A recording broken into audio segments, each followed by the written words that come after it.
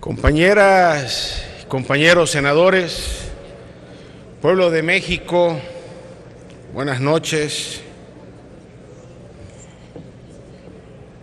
Llegamos a este periodo extraordinario para dar cumplimiento a nuestra obligación de legislar e instrumentar legalmente el cambio constitucional más trascendente para la vida nacional, como lo es la reforma que dio vida al Sistema Nacional Anticorrupción.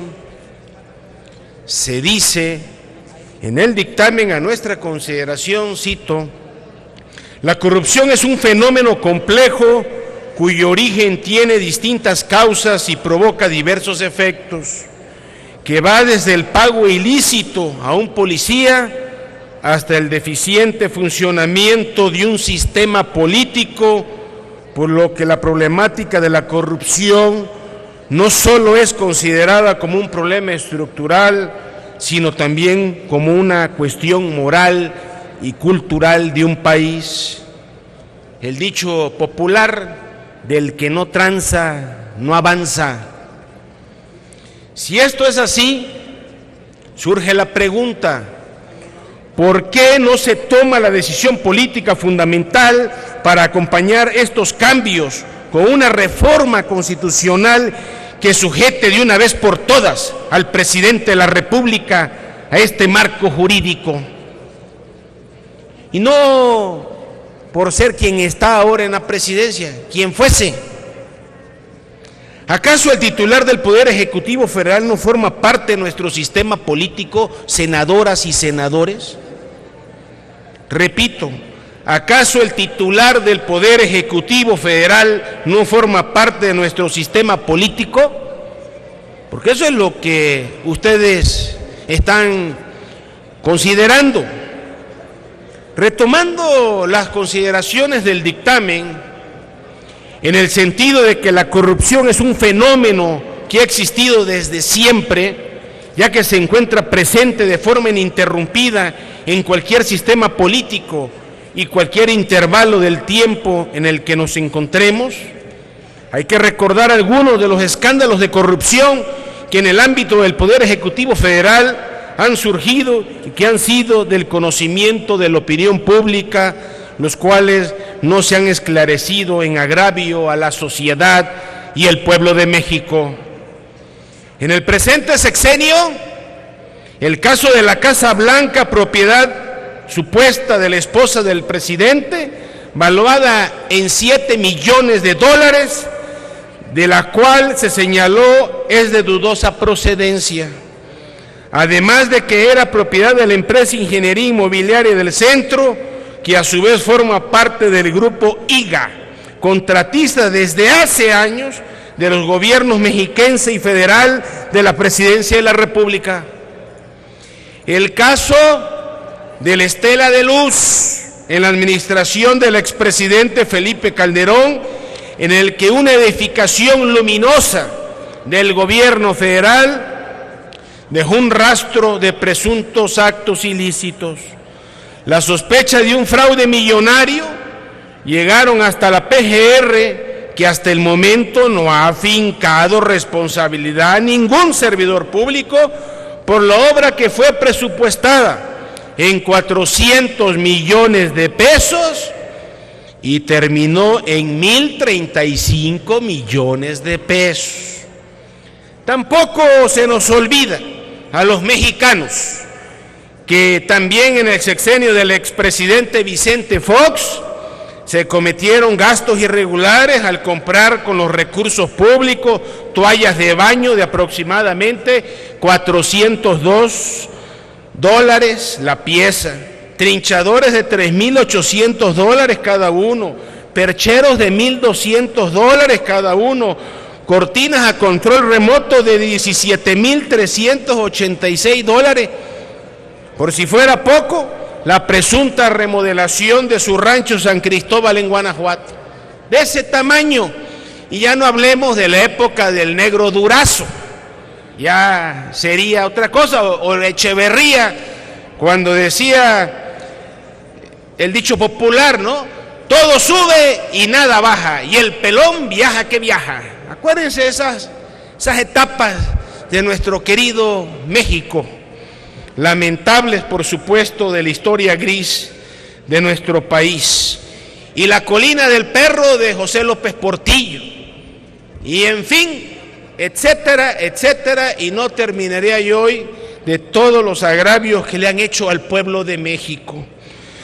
Reparando en estos hechos, es claro que esta nueva legislación contenida en este primer dictamen, junto con los demás que se pondrán en nuestra consideración, presenta lamentablemente para los mexicanos un enorme vacío, al no haber voluntad política de la mayoría de las senadoras y senadores aquí presentes para que el primer mandatario de la nación deje de ser intocable. Aquí, en este salón, están los responsables. Somos responsables de esa actitud, porque hay que ser parejo, de arriba a abajo. A esa mayoría bien vale advertirles que un sistema como el que hoy se pretende establecer debe poner en el centro como sujeto al titular del Poder Ejecutivo, ya que la corrupción se previene, combate y sanciona de arriba a abajo. El dictamen que hoy ponen a consideración las Comisiones Unidas de Anticorrupción y Participación Ciudadana, Justicia y de Estudio Legislativo, segunda, llega en momentos en que la República sigue viviendo lamentables hechos que perturban y obstaculizan la convivencia armónica y pacífica entre nosotros los mexicanos. Ejemplos sobran. La desaparición de los 43 normalistas de Ayotzinapa, la fuga del narcotraficante Joaquín Guzmán Loera, desapariciones forzadas de personas y ejecuciones por doquier, principalmente en estados como Guerrero, Veracruz, Oaxaca, Puebla, Tamaulipas, etcétera, que entre muchos otros son en parte producto de las corruptelas y comportamientos perversos de servidores públicos.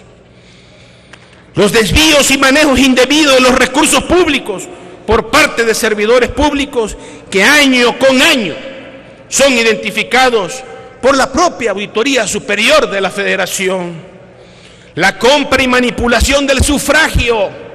Todos somos testigos aquí de ese tema, del sufragio de la ciudadanía, aprovechándose del estómago vacío y de la ignorancia, que le dan pan para un día y tendrán hambre para el resto de su vida, y que en los procesos y jornadas electorales se siguen presentando, constituyen otro tipo de corrupción.